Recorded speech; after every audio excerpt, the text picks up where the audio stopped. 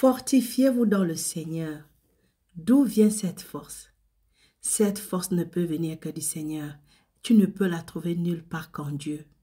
C'est pourquoi Éphésiens chapitre 6, versets 10 à 11 nous dit: au reste, fortifiez-vous dans le Seigneur et par sa force toute puissante. Revêtez-vous de toutes les armes de Dieu afin de pouvoir tenir ferme contre les ruses du diable.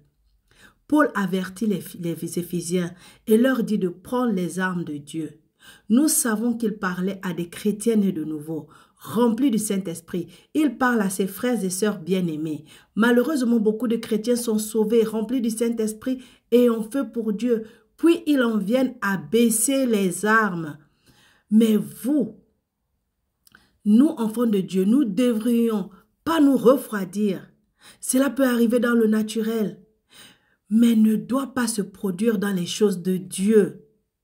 Votre feu pour Dieu devrait grandir et grandir encore, aller de gloire en gloire et de réussite en réussite. C'est ce que la parole veut de nous.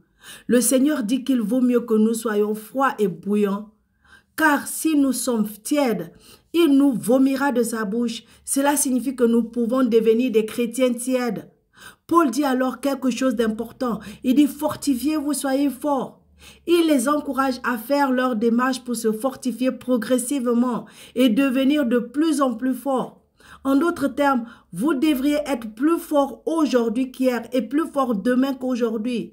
Vous devriez être plus fort dans un an que cette année. Et vous devriez être plus fort aujourd'hui que ce que vous avez été l'année dernière. Merci Seigneur pour les victoires de l'année dernière, mais vous ne pouvez pas vivre aujourd'hui sur les choses d'hier. Vous souvenir de ce qui s'est passé devrait vous aider à devenir plus fort aujourd'hui.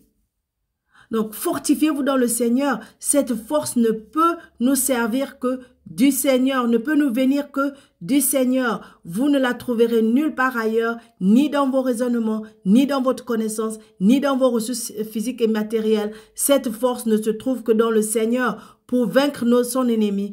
On a besoin de puissance. Le Seigneur répand sa puissance en ce temps. Une puissance qui dépasse le domaine naturel sur les âmes charnelles. Venez-y prendre vos forces et prenez la victoire dans tous les domaines de votre vie.